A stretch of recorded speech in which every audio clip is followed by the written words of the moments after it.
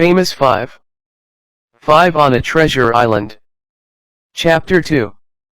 Before we starts, please subscribe our channel, and press the bell icon, so you can get all updates on time. The Strange Cousin.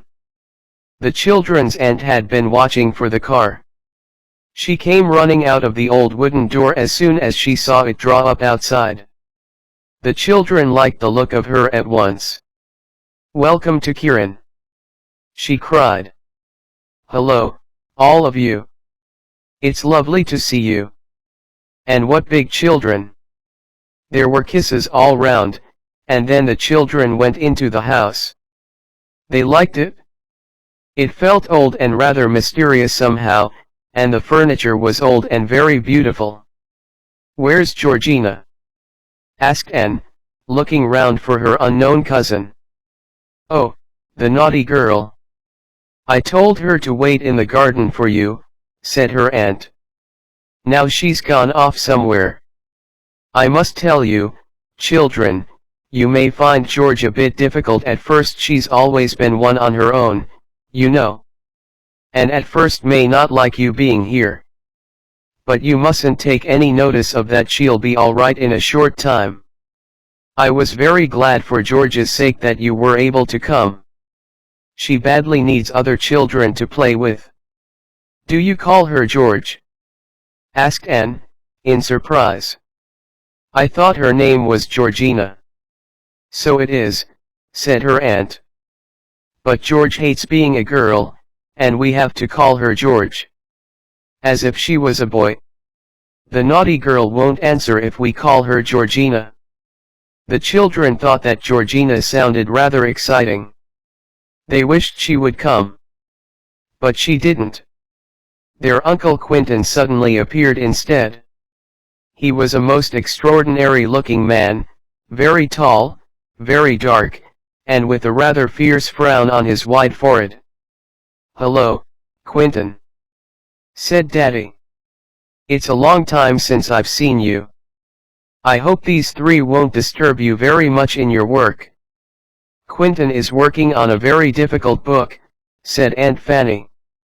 "But I've given him a room all to himself on the other side of the house. So I don't expect he will be disturbed." Their uncle looked at the three children, and nodded to them. The frown didn't come off his face, and they all felt a little scared, and were glad that he was to work in another part of the house. "Where's George?" he said, in a deep voice. "Gone off somewhere again," said Aunt Fanny, vexed. "I told her she was to stay here and meet her cousins." "She wants spanking," said Uncle Quentin. The children couldn't quite make out whether he was joking or not. "Well, children, I hope you have a good time here, and maybe you will knock a little common sense into George."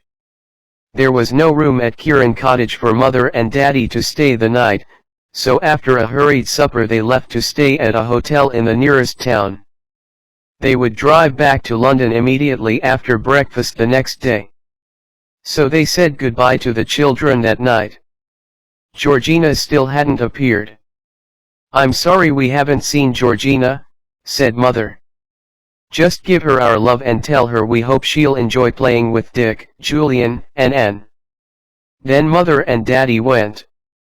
The children felt a little bit lonely as they saw the big car disappear round the corner of the road, but Aunt Fanny took them upstairs to show them their bedrooms, and they soon forgot to be sad. The two boys were to sleep together in a room with slanting ceilings at the top of the house. It had a marvelous view of the bay. The boys were really delighted with it. Anne was to sleep with Georgina in a smaller room, whose windows looked over the moors at the back of the house. But one side window looked over the sea, which pleased Anne very much. It was a nice room, and red roses nodded their heads in at the window. "I do wish Georgina would come," Anne said to her aunt. "I want to see what she's like." "Well, she's a funny little girl," said her aunt. "She can be very rude and haughty, but she's kind at heart, very loyal and absolutely truthful. Once she makes friends with you, she will always be your friend, but she finds it very difficult indeed to make friends. Which is a great pity. And suddenly yawned. The boys frowned at her, because they knew what would happen next. And it did. Poor Anne. How tired you are. You must all go to bed straight away, and have a good long night. Then you will wake up quite fresh tomorrow, said Aunt Fanny. Anne, you are an idiot, said Dick, crossly, when his aunt had gone out of the room. You know quite well what grown-ups think as soon as we yawn. I did want to go down on the beach for a while. I'm so sorry, said Anne. Somehow I couldn't help it. And anyway, you're yawning now. Dick, and Julian too. So they were. They were as sleepy as could be with their long drive. Secretly all of them longed to cuddle down into bed and shut their eyes. I wonder where Georgina is, said Anne, when she said good night to the boys, and went to her own room. Isn't she queer, not waiting to welcome us and not coming in to supper and not even in yet? After all, she's sleeping in my room, goodness knows what time she'll be in. All the three children were fast asleep before Georgina came up to bed. They didn't hear her open Anne's door. They didn't hear her get undressed and clean her teeth. They didn't hear the creak of her bed as she got into it. They were so tired that they heard nothing at all until the sun awoke them in the morning. When Anne awoke, she couldn't at first think where she was.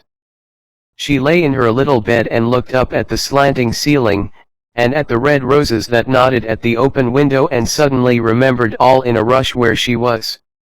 I'm at Kirin Bay and it's the holidays, she said to herself, and screwed up her legs with joy. Then she looked across at the other bed. In it lay the figure of another child, curled up under the bedclothes. Anne could just see the top of a curly head, and that was all. When the figure stirred a little, Anne spoke. I say. Are you Georgina? The child in the opposite bed sat up and looked across at Anne. She had very short curly hair, almost as short as a boy's. Her face was burnt a dark brown with the sun, and her very blue eyes looked as bright as orgeat-me knots in her face. But her mouth was rather sulky, and she had a frown like her father's. No, she said. I'm not Georgina. Oh, said Anne, in surprise. Then who are you? I'm George, said the girl. I shall only answer if you call me George. I hate being a girl. I won't be. I don't like doing the things that girls do. I like doing the things that boys do. I can climb better than any boy, and swim faster too. I can sail a boat as well as any fisher boy on this coast. You're to call me George. Then I'll speak to you. But I shan't if you don't. Oh, said Anne, thinking that her new cousin was most extraordinary. All right. I don't care what I call you. George is a nice name, I think. I don't much like Georgina. Anyway. You look like a boy. Do I really? Said George, the frown leaving her face for a moment. Mother was awfully cross with me when I cut my hair short. I had hair all round my neck, it was awful. The two girls stared at one another for a moment. Don't you simply hate being a girl? Asked George. No, of course not, said Anne. You see, I do like pretty frocks and I love my dolls, and you can't do that if you're a boy. Pooh. Fancy bothering about pretty frocks, said George, in a scornful voice. And dolls. Well, you are a baby, that's all I can say. Anne felt offended. You're not very polite, she said. You won't find that my brothers take much notice of you if you act as if you knew everything. They're real boys, not pretend boys, like you.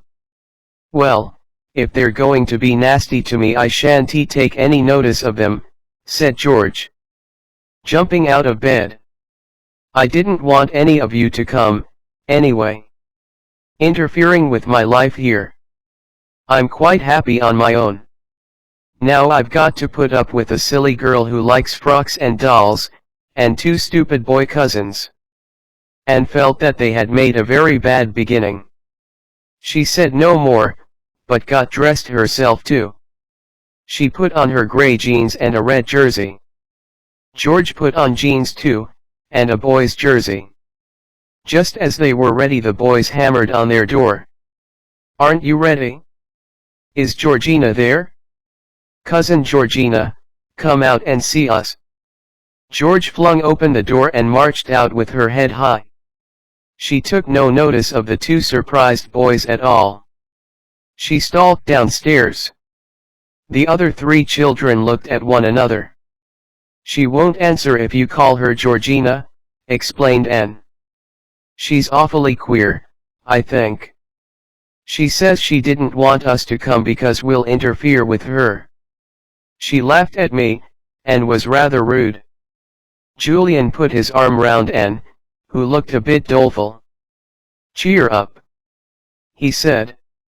You've got us to stick up for you. Come on down to breakfast. They were all hungry. The smell of bacon and eggs was very good. They ran down the stairs and said good morning to their aunt. She was just bringing the breakfast to the table.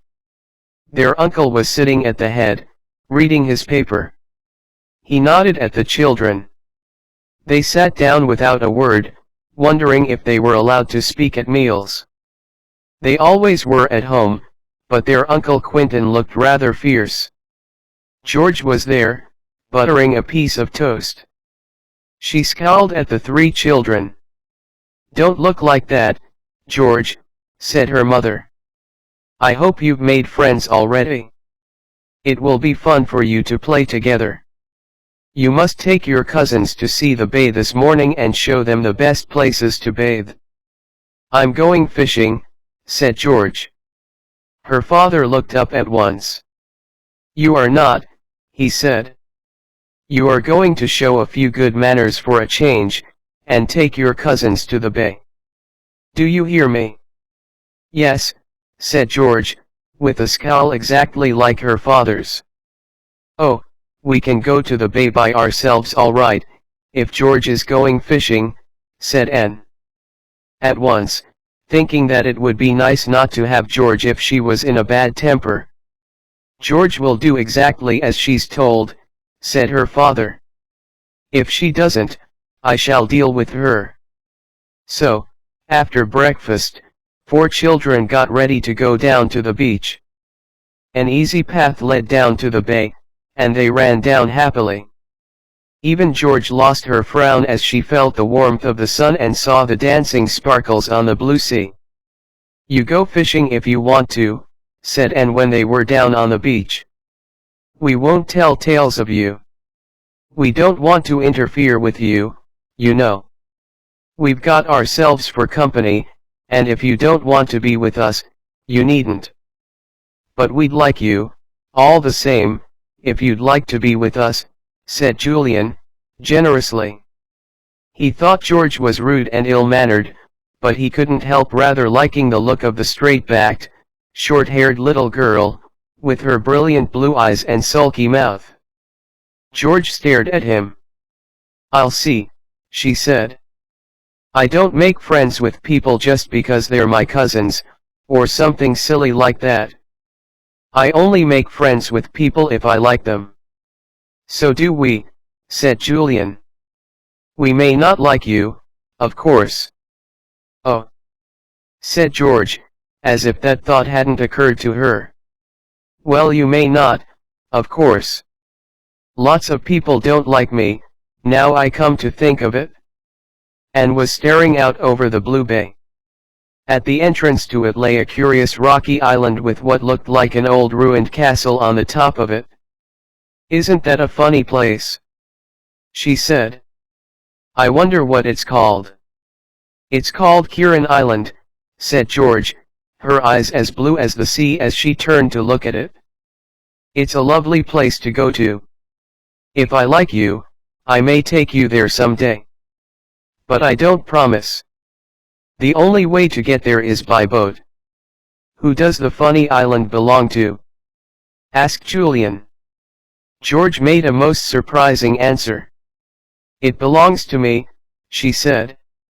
"At least, it will belong to me someday. It will be my very own island and my very own castle."